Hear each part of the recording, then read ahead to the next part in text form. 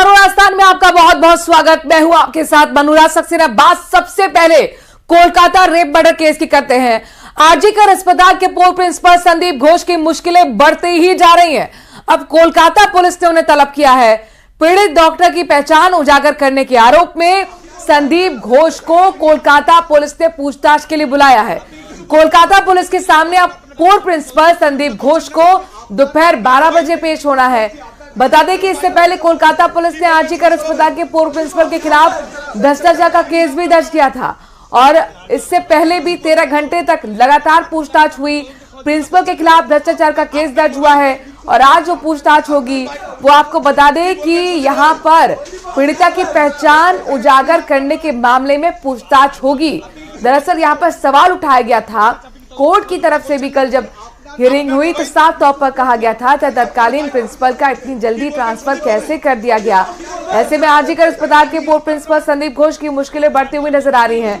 Kolkata police ने उन्हें अब तलब किया है। पीड़ित डॉक्टर की पहचान उजागर करने के आरोप में संदीप घोष को कोलकाता पुलिस ने पूछताछ के लिए बुलाया है। इससे पहले सीबीआई ने 13 घंटे तक उनसे पूछताछ की थी। कोलकाता पुलिस आज पूछताछ करेगी। संदीप घोष को 12 बजे कोलकाता पुलिस के सामने पेश होना है। कोलकाता पुलिस ने आरजीकर अस्पताल के पूर्व प्रिंसिपल के खिलाफ भ्रष्टाचार का भी केस दर्ज किया है।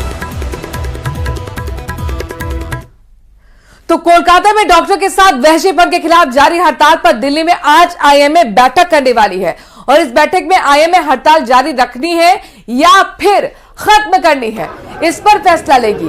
असल में सुप्रीम कोर्ट ने डॉक्टर्स की सुरक्षा पर 9 सदस्यों की टास्क फोर्स बनाई है जिसका आईएमए ने स्वागत भी किया है। साथ ही सुप्रीम कोर्ट ने डॉक्टर से काम पर लौटने पर की अपील की, जिसके बाद आईएमए की आज महत्वपूर्ण बैठक है, काफी अहम मानी जा रही है। बता दें कि आईएमए की प्रमुख मांग है कि डॉक्टर की सुरक्षा के लिए सेंट्रल प्रोडक्शन एक्ट लागू किया जाए।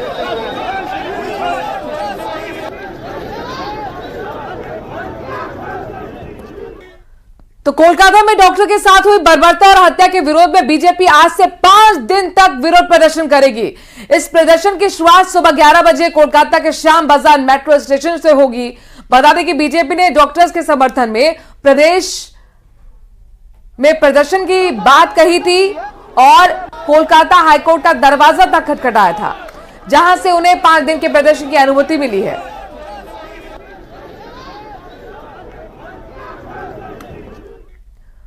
उधर ठाणे में बच्चियों से छेड़छाड़ की घटना पर गुस्साए लोगों ने एक तरफ स्कूल में जमकर तोड़फोड़ की है तो दूसरी तरफ रेलवे स्टेशन पर हो रहे प्रदर्शन की वजह से वहां से गुजरने वाली लोगों को खास तौर पर मुश्किलें हुई। नाराज लोगों ने स्कूल के क्लासरूम में टेबल कुर्सियां तोड़ दी। भीड़ के हाथ जो सामान आया वो तहस नहस कर दिया। हर तरफ सामान बिखरा हुआ है। स्कूल के बाहर तो हालात और भी ज्यादा बिगड़ गए हैं। मामला हाथ से निकलता देखा तो पुलिस ने लोगों को खदेड़ने के लिए एक के बाद एक कई राउंड फायरिंग तक की। इस दौरान प्रदर्शनकारियों पुलिस वालों में झड़प भी हुई, जबकि दूसरी तरफ बदलापुर रेलवे स्टेशन पर भी प्रदर्शन तेज हो गया। पहले तो पुलिस वाले लोगों को समझा बुझाकर शांत करने की कोशिश करते रहे, लेकिन जब हालात नहीं संभले तो पुलिस ने रेलवे ट्रैक खाली करने के लिए लाठीचार्ज किया और वहां से प्रदर्शनकारियों को खदेड़ा। इस घटना में आपको बता दें कि हंगामे और बवाल के बाद पुलिस ने बदलापुर रेलवे स्टेशन पर बवाल कर रहे 50 से ज्यादा लोगों को हिरासत में भी लिया, जबकि 3 पुलिस वाले भी सस्पेंड हुए हैं। इस घटना की जांच के लिए एसआईटी का हेड आईपीएस आरती सिंह को बनाया गया है, जबकि उज्जवल निकम इस केस में सरकारी वकील होंगे।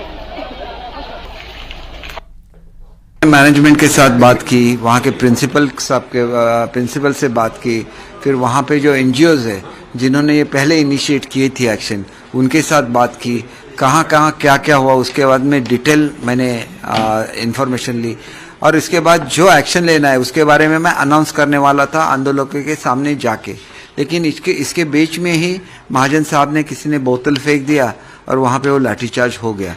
तो इसके लिए मैं उनसे बात नहीं कर सका, लेकिन जो जेन्युइन आंदोलक है, मतलब उसमें बहुत सारे लोग जो पॉलिटिकल थे उनसे तो बात नहीं करूंगा, लेकिन जो जेन्युइन आंदोलक है उनसे मैं कल शाम को बात करूंगा और उनकी जो भी समस्या है उसको हल भी करूंगा। तो बदलापुर में बच्चियों के साथ छेड़छाड़ पर उद्धव ठाकरे ने कहा कि ऐसी घटना बदलापुर ही नहीं देश में कहीं नहीं होनी चाहिए। उद्धव ठाकरे ने महाराष्ट्र सरकार से कड़ी कार्रवाई करने की अपील की है। छोट्या छोट्या मुली सुद्धा आपल्या राज्यात असुरक्षित आहेत, त्यांच्यावरती अत्याचार होत आहे आणि आपण कुठला तरी एखादा विषय घेऊन हे एखाद्या राज्यात झालेली घटना नाही, देशात कुठेही अशी घटना घडता कामा नये आणि या घटनेला जे कोणी गुन्हेगार जबाबदार असतील त्यांना तर लवकरात लवकर केस चालवून मग फास्ट ट्रॅक म्हणा किंवा काही म्हणा. आपल्याला अनुभव आहे की गेल्या काही वर्षांपूर्वी दिल्लीमध्ये निर्भया कांड झालं होतं. निर्भयाचे सगळे आरोपी पकडले, गुन्हे साबित झाले, पण किती वर्षांनी त्यांना फाशी दिलं गेलं आणि मग ह्या सगळ्या दिरंगाईला जबाबदार कोण? और अब बात आज की सबसे बड़ी खबर की, जिस पर पूरे दिन निगाह हमारी बनी रहेगी। दरअसल अनुसूचित जाति और जनजाति आरक्षण में क्रीमी लेयर पर सुप्रीम कोर्ट के फैसले के खिलाफ आज कई संगठनों ने भारत बंद बुलाया है। बीएसपी, भीम आर्मी समेत कई पार्टियां भी इस मामले को लेकर प्रदर्शन करेंगी, तो वहीं कांग्रेस, आरजेडी, जेएमएम समेत कई पार्टियों ने भारत बंद का समर्थन किया है। भारत बंद को देखते हुए राजस्थान के ज्यादातर जिलों में स्कूल बंद रहेंगे। एहतियातन ये फैसला लिया गया है कि स्कूल छुट्टी आज की गई है। आपको बता दें कि सवाई माधोपुर में भी स्कूल बंद रहेंगे। इसके साथ साथ कोचिंग संस्थान भी आज सवाई माधोपुर में बंद रहने वाले हैं। यानी जिले के सरकारी और गैर सरकारी स्कूल के साथ कॉलेज भी सवाई माधोपुर में बंद रहेंगे। ऐसे कई जिले हैं एहतियातन जहां पर प्रदेश के अंदर स्कूलों की छुट्टी कर दी गई है। भारत बंद का आज आह्वान कई संगठनों की तरफ से किया गया। प्रधानमंत्री नरेंद्र मोदी आज से 3 दिन के विदेश दौरे पर रवाना हो रहे हैं। प्रधानमंत्री सबसे पहले पोलैंड जाएंगे। भारत के प्रधानमंत्री की 45 साल बाद पोलैंड ये यात्रा होगी। इस दौरान पीएम मोदी का वार्सा में औपचारिक स्वागत होगा। वो पोलैंड के राष्ट्रपति और प्रधानमंत्री से मुलाकात करेंगे। इसके साथ ही भारतीय समुदाय के लोगों से भी प्रधानमंत्री मोदी के मिलने का कार्यक्रम है।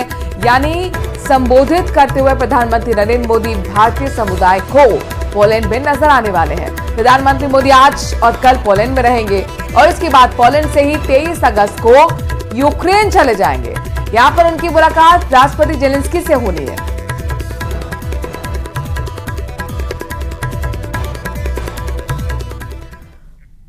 पहाड़ों से लेकर मैदान तक भारी बारिश से हालात एक बार फिर बिगड़ते हुए नजर आ रहे हैं। कहीं पुल तो कहीं सड़कों पर सैलाब बह रहा है। लहरों की मार से भारी भरकम गाड़ियां तिनके की तरह बहती हुई नजर आई हैं। वहीं मूसलाधार बारिश से कई ज्यादातर जगह नदी और नालों में उफान है। लोगों के लिए जाए तौर पर मुसीबतें बढ़ती हुई नजर आ रही हैं। इसके अलावा लैंडस्लाइड ने भी लोगों की परेशानी को और बढ़ा दिया, तो कहीं नदी के बीचों बीच लोग फंस गए, जिनका सशस्त्र सीमा बल के जवानों ने रेस्क्यू किया है।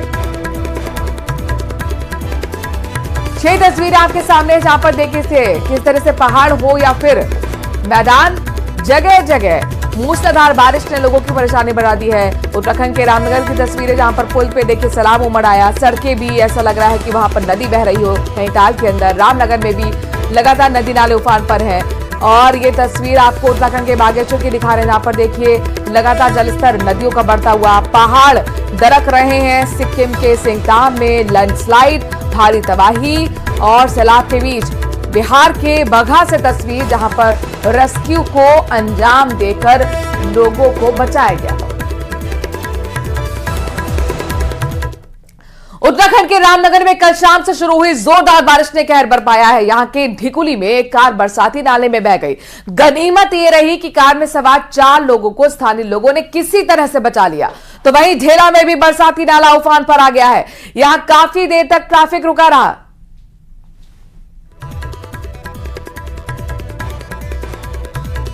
ये तस्वीर आपको दिखा रहे हैं उत्तराखंड के रामनगर की, जहां पर देखिए किस तरीके से कल शाम शुरू हुई जोरदार बारिश ने जमकर कहर बरपाया है। ढिकुली ये इलाका, जहां पर कार बरसाती नाले में बह गई। गनीमत यही रही कि कार में सवार 4 लोग बताए जा रहे हैं। किसी तरह से वहां जो मौजूद लोग थे उन्होंने उनकी जान बचा ली। ढेला में भी बरसाती नाला उफान पर है। काफी देर तक यहां पर लिहाजा ट्रैफिक तक बाधित रहा है।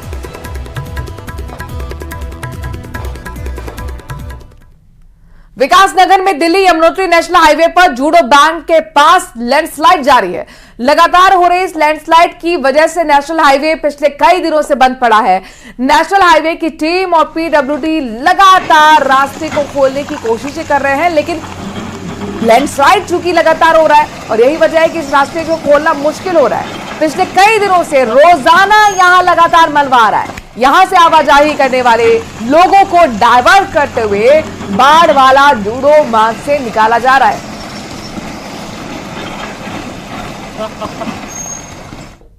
बार बार मशीन हमारी LNT मशीन काम कर रही है और जितना हम काम कर रहे हैं ऊपर से उतना ही फिर बार बार टूट जा रहा है और उस सुरक्षा की दृष्टि से देखते हुए मशीन द्वारा भी काम नहीं किया जा रहा है। और रही बात खुलने की, तो अगर मौसम सही रहा, कल अगर पूरा दिन सही रहा तो हम इसको दोपहर तक खोल देंगे। बाकी अल्टरनेट रूट यात्रा के लिए हमारे पास बाढ़ वाला से जुडो के लिए यात्रा गतिमान है और वो हमारा सुचारू है। प्रदेश भर में आफत की बारिश बरस रही है और लगातार पहाड़ों से लैंडस्लाइड की तस्वीरें सामने आ रही है। इस वक्त हम दिल्ली यमुनोत्री मार्ग पर है, जहां जूडो के समीप 3-4 दिन से लगातार लैंडस्लाइड हो रहा है और आज भी यहाँ पर भारी मात्रा में यहाँ पर लैंडस्लाइड हुआ है और अभी कुछ भी आसार नजर नहीं आ रहे कि कब तक ये मार्ग खुल पाएगा। सिक्किम के सिंगताम में एक दिल दहला देने वाला वीडियो वहां से सामने आया। यहां पर पहाड़ का एक बड़ा हिस्सा भरभरा कर गिर गया। आपको वीडियो दिखाते हैं, जहां पर पहले देखिए छोटे छोटे जो पत्थर हैं वो गिरते हुए नजर आ रहे हैं और फिर पलक झपकते ही पहाड़ का एक बड़ा हिस्सा भरभरा कर नीचे गिर जाता है। वहां पर चीख पुकार मच जाती है। पहाड़ के बड़े हिस्से के गिरने की वजह से वहां पर बिजली परियोजना का एक प्लांट भी तबाह हो गया। साथ ही 250 मीटर से ज्यादा लंबा इलाके की कनेक्टिविटी तक टूट गई है। जिसे बहाल करने में लगातार सेना के जवान जुटे हुए हैं। ये तस्वीरें आपके सामने हैं, जहां पर सिक्किम में देखिए किस तरीके से लैंडस्लाइड हुआ है। पहले आपको बता दें कि छोटे छोटे पत्थर गिरते हुए नजर आते हैं और एक बार फिर पलक झपकते ही चंद सेकंड के अंदर पहाड़ का एक बड़ा हिस्सा भरभरा कर नीचे गिर जाता है। आसपास वहां पर लोग वहां मोबाइल में इस तस्वीर को कहते हुए नजर तो आए हैं, लेकिन साथ साथ हैरान परेशान चीख पुकार वहां पर मच गई। पहाड़ के बड़े हिस्से के गिरने की वजह से बिजली परियोजना का एक प्लांट भी वहां पर तबाह हुआ है, चूंकि ये पहाड़ वहीं पर था और ऐसे में 250 मीटर से ज्यादा लंबा इलाके की जो कनेक्टिविटी है बताया जा रहा है वो टूटी है। हालांकि सेना के जवान लगातार इसे बहाल करने की कोशिश में लगे हुए हैं।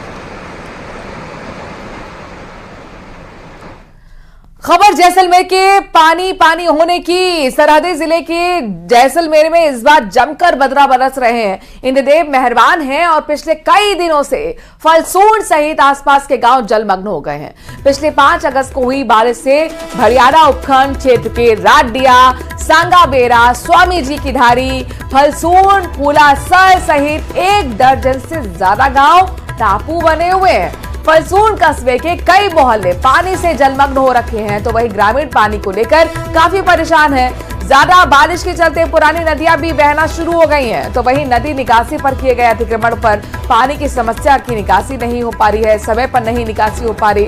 ज्यादा बारिश से दर्जनों पशुधन की मौत हो चुकी है। बिजली गुल भी कई दिनों से यहां पर है।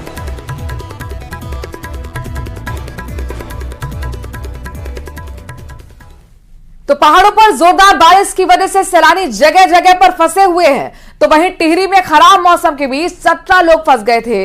बाद में एसडीआरएफ की टीम ने सभी को बचा लिया।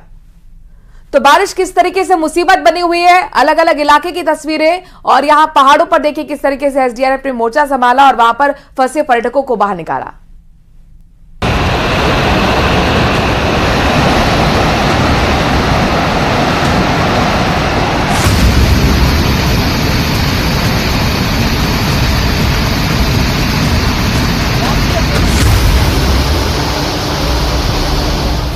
ऊपर रस्सी में लटकती जिंदगी और नीचे अपनी आगोश में लेने के लिए लहरों का वेग आमादा है।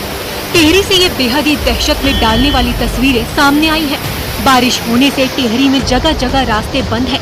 नदी नालों में उफान है, जिससे यहाँ आए पर्यटकों की जान पर बनाई है। टिहरी में कुमलडा बरसाती नाला नदी की शक्ल में बहने लगा है,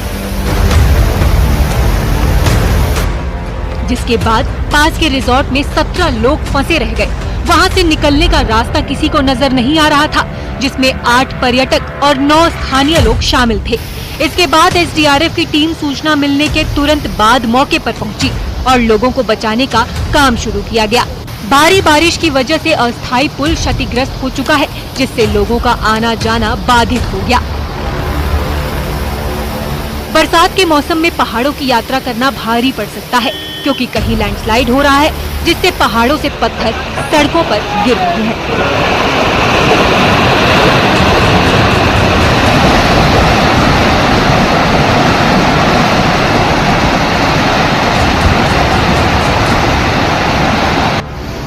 वहीं बागेश्वर में देर रात से भारी बारिश हो रही है, जिससे नदी नाले उफान पर आ गए हैं। कपकोट में भारी बारिश के बाद बरसाती नाला उफान पर आ गया, हाईवे बंद हो गया है, जनजीवन बुरी तरह अस्त व्यस्त हो गया है। टिहरी से सौरभ सिंह के साथ ब्यूरो रिपोर्ट, न्यूज़ 18।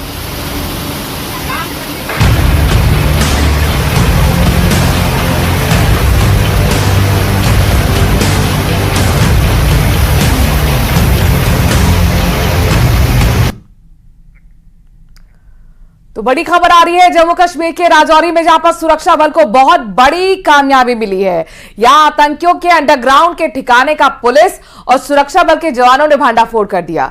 आपको बता दें कि दरहाल और सगरावत के जंगलों में सर्च ऑपरेशन के दौरान इस ठिकाने के बारे में जानकारी मिली। सुरक्षा बल ने यहां से बड़ी मात्रा में सामान भी बरामद किया। हालांकि सर्च ऑपरेशन से पहले ही सभी वहां से फरार हो गए।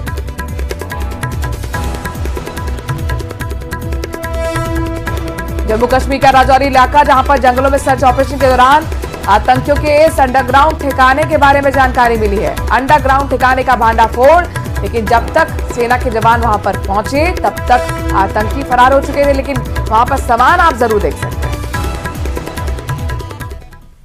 खबरों में आगे बढ़ते हैं। केशव प्रसाद मौर्य और अखिलेश यादव में जुबानी जंग काफी तेज हो चुकी है।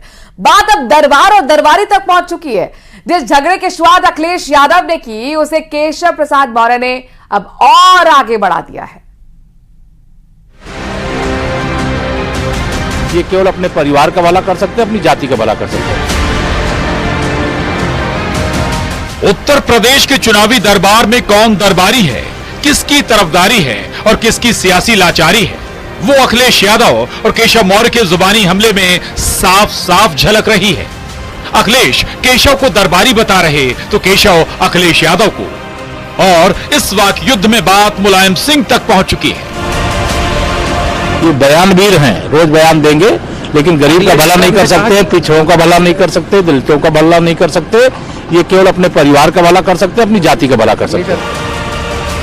दरअसल एक दिन पहले अखिलेश यादव ने केशव मौर्य को दरबारी बताया, जिस पर डिप्टी सीएम ने भी तीखा पलटवार किया।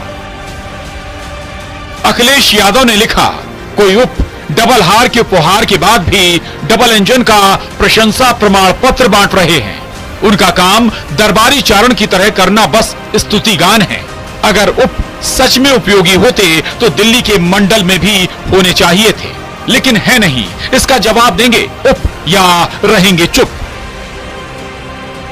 अखिलेश के इस उप और चुप वाली टिप्पणी पर केशव मौर्य ने तीखा पलटवार किया है। उन्होंने अखिलेश के सोशल मीडिया पोस्ट का जवाब सोशल मीडिया के जरिए ही दिया। केशव मौर्य ने लिखा, धरतीपुत्र दिवंगत नेता मुलायम सिंह यादव ने सपने में भी नहीं सोचा होगा कि उनके गुजरने के बाद उनका पुत्र अखिलेश यादव दरबारी बन जाएगा गांधी परिवार का। इससे उनका समाज भी आहत है कि नेताजी का बेटा किसी और की चाकरी करे। इससे पहले भी दोनों नेताओं के बीच जुबानी हमले हो चुके हैं। जब अखिलेश ने केशव मौर्य को डिप्टी सीएम मानने से इनकार कर दिया तो केशव मौर्य ने कहा, अखिलेश की साइकिल पंचर हो चुकी है। उनका नाम मत लिया करो, वो कुछ है ही नहीं। वो क्या है, मुख्यमंत्री जी डांट देंगे तो अभी चुप हो जाएंगे 2 मिनट में। सच्चाई है, मुझे किसी ने बताया कि अगर वो डांट दे मुख्यमंत्री जी तो पता ही लगेगा वो डिप्टी सीएम है कौन। वो नहीं मानता, पता कर लेना। अखिलेश यादव जी का खेल खत्म हो चुका है। झूठ बोल करके उनकी साइकिल जो पंचर थी उसमें हवा भर लिया उन्होंने लोकसभा के 2024 के चुनाव में। अब साइकिल नहीं चलेगी, अब साइकिल पंचर होगी, साइकिल भ्रष्ट होगी, साइकिल सफाई जाएगी। यानी जो लड़ाई लोकसभा चुनाव के बाद शुरू हुई वो उपचुनाव तक पहुंच चुकी है। लेकिन सबसे बड़ा सवाल है, आखिर प्रदेश के 2 बड़े नेता बार बार एक दूसरे पर हमलावर क्यों हो रहे? आखिर क्यों केशव मौर्य और अखिलेश एक दूसरे को देखना तक पसंद नहीं करते? क्या इस लड़ाई में गैर यादव ओबीसी वोट बैंक की कसक है? फिलहाल इस पर सस्पेंस है, लेकिन दरबारी पर सियासत अब भी जारी है। Bureau report, news 18। 8 राज्यों की 9 राज्यसभा सीटों के लिए बीजेपी ने उम्मीदवारों की लिस्ट जारी कर दी है। बीजेपी ने राजस्थान से केंद्रीय मंत्री रवनीश सिंह बिट्टू को टिकट दिया है, तो वहीं बार काउंसिल ऑफ इंडिया के अध्यक्ष मनन कुमार मिश्र को बिहार से टिकट दिया गया है। हाल ही में कांग्रेस से बीजेपी में आए किरण चौधरी को हरियाणा से प्रत्याशी बनाया गया है। असम से मिशन रंजन दास और रामेश्वर तेली बीजेपी उम्मीदवार होंगे। महाराष्ट्र से धैर्यशील पाटिल, ओडिशा से ममता मोहंता, त्रिपुरा से राजीव भट्टाचार्य को उम्मीदवार बनाया गया है।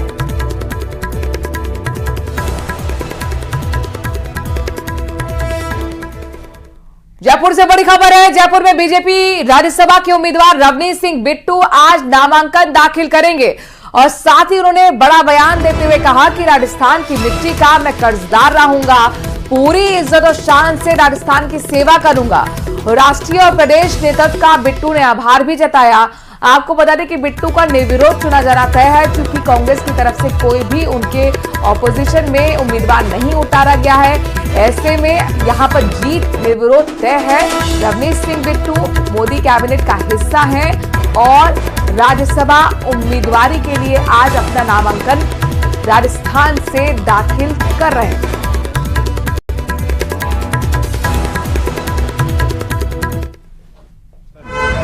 इनके एमएलए के कारण, एमएलए लोगों के कारण बने हैं, तो मैं हाथ जोड़ अपनी तरफ से इनका आभार प्रकट करता हूँ। मेरे ऊपर हमेशा ये राजस्थान का ये बहुत बड़ा कर्ज जो मेरे ऊपर चढ़ा है, और मैं एक बात ये कह सकता हूँ कि ये पार्टी ने बहुत बड़ा फैसला किया है। पंजाब और हरियाणा दोनों ही दोनों बॉर्डर स्टेट हैं, और बॉर्डर स्टेट हमेशा दुश्मन को रोक के रखते हैं, और हिंदुस्तान भारत की हमेशा अपनी जान कुर्बानियां देके कोई भी आंच है ये दोनों सूबे आने नहीं देते। और दूसरी बात, हमारा स्टेट्स हैं जो एडजर्निंग स्टेट्स हैं, बॉर्डर पे पंजाब और हरियाणा लगता है दोनों का, और मैं अपनी तरफ से मुझे ये मौका मिला है जो राजस्थान से एमपी बनने का, राज्यसभा में जाने का। मैं जो हमारी पगड़ी है राजस्थान की पगड़ी, उसे हमेशा, और उसका रंग है जो और गूढ़ा होगा, और इज्जत और शान से राजस्थान की सेवा करेगा। और उधर कांग्रेस अध्यक्ष मल्लिकार्जुन खड़गे ने बीजेपी को लेकर विवादास्पद बयान दे दिया है। मल्लिकार्जुन खड़गे ने बीजेपी की तुलना सांप से करते हुए कहा कि बीजेपी विष जैसी है, इसीलिए उसे चाटने की नहीं बल्कि निकाल कर फेंकने की जरूरत है। देखो, अगर आप बोलेंगे गलती से ये सांप है भाई, इसको नहीं छूना बोल के अगर मैं बोला, वो कैसा रहता देखेंगे बोल के पकड़ने गए, तो आपको वो विष तुम्हारे शरीर में उतरेगा। नहीं, मैं जरा विष है भाई, इसको मत आप छुओ बोल के अगर मैंने कहा, नहीं मैं जरा चाट के देखता हूं, अगर आप बोलेंगे तो क्या हालत होगी तुम्हारी? वैसा ही बीजेपी एक विष है जैसा है, एक पॉइजन जैसा है। इसको चाट के देखने की जरूरत नहीं, इसको निकाल के फेंकने की जरूरत है। चलिए एक खबर आपके लिए बता दें, चूंकि अब नई जो बीमारी है वो एंट्री कर रही है भारत में, मंकी पॉक्स को लेकर भारत ऐसे में अलर्ट मोड पर आ गया है। इस बीच दिल्ली एम्स ने मंकी पॉक्स को रोकने के लिए बड़ा फैसला लिया है।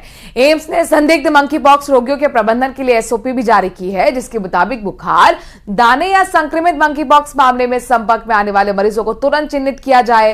साथ ही बीमारी के मुख्य लक्षण भी बताए गए हैं, जैसे बुखार, सिर दर्द, मांसपेशी में दर्द, त्वचा के घाव होने पर आप अलर्ट रहें। जबकि संदिग्ध मरीजों को आइसोलेशन में रखने के लिए कहा गया है, ताकि वो किसी दूसरे रोगी को अस्पताल या कर्मचारी के संपर्क में न आए।